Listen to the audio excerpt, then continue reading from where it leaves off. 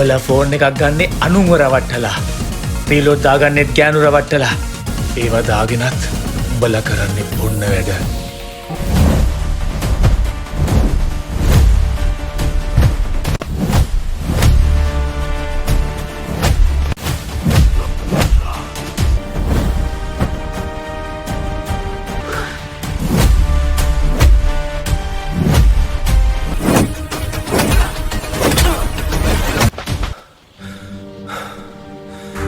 ඇයිදෝ මේ හැඟුමින් මාසිත් තම් කළේ සිතු සිතු සැපැතුවේ මහදේ ආදරේ